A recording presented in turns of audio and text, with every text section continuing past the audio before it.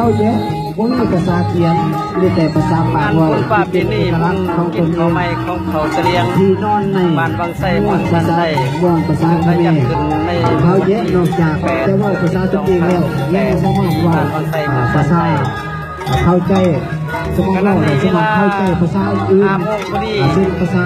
อาหรับภาษากะเหรี่ยงภาษาเผ่าลาวนอกจากนี้ยังสามารถเว้าภาษาเวียดนามอีกเช่นภาษาเขารับภาษาโดยในปัจจุบันเขาแย่งมีควรเชื่อถือเป็นที่ต้นพี่เพื่อนพี่พอพี่เมย์พี่บรรพบุรุษพี่ตาเขาแย่งโดยแม่นเขาเป็นประวัติวัฒนธรรมนุ่งถือย่องแบบดั้งเดิมที่เป็นเอกลักษณ์และยกงามเช่นไม่ยิ่งการนุ่งถือของเขาแย่ในเมื่อก่อนมีนิยมการนุ่งสิ้นพุ่มหัดแขนฮอดอึดแทนเสื้อคู่เท่าเรียงเพื่อใส่เสื้อซึ่งเพิ่นเอิ้นว่าสิ้นลมมีแท่ขาวหักแอวพักส่วนเพิ่งแม่นเอาหัวสิ้นพันแนบเขาอกบองหูห่วงผู้ชาย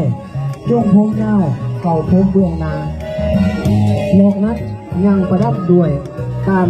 ด้วยมักปัดปอกแขนปอกข้อซ้ายข้อ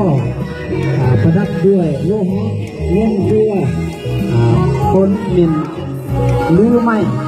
และต่างบ่วงหูที่เฮ็ดด้วยทองเหลืองหรือทองแดงพ่อฮอดอายุ15 ปีต้องได้ตัดแถวแต่มาฮอดปัจจุบันการนุ่งถือเผาเกลี้ยงได้มีการแปลงไปตามยุคตามสมัยกับการขยายตัวของสังคมฉะนั้นการนุ่งถือแบบดั้งเดิมของเผาเกลี้ยงจึงยังเหลือในบางคักบางเช่นการแสดงศิลปะวรรณคดีงานดองและงานประเพณีของเผ่า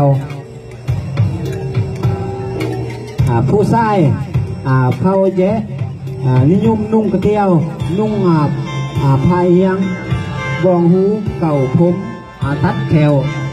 และมีกุ๊กที่เฮ็ดด้วยคนหมูเครื่องหัตถกรรมจักสานที่เป็นที่เฮ็ดด้วยไม้หวายหัตถกรรมตามหูเครื่องที่เข็มที่ลื้อด้วยโลหะเป็นต้นมีกระพ้ากระจกกระซางกระติกกระโตกกระดงผ้ามีดหอกดาบแหวกไหขวานด้วยดิ้นถ้วยดิ้นหม้อดิ้นสากมีดที่เฮ็ดด้วยหินสำหรับตัดแขวคนเมื่อก่อนกระเซียนด้วยการคนทรงแมนเปใส่หลังบ่อยยิ่งลือไส้ชวนไม่ยิ่งนุ่งสินคุ้มหัดเขียนหอดอึกแทนเสื้อผู้คนเผาเตรียงมีไซแอลปองแขนปอกข้อและต่างหูถ้าหากยามอากาศหนาวเขาเจ้าคลุมผ้าเทดื่มเราชุดพิเศษในการแต่งกายของเราชุดพิเศษนี้คือการแต่งกายคือการตัดแขวและซักไล่นางผูกดอกมากระดอง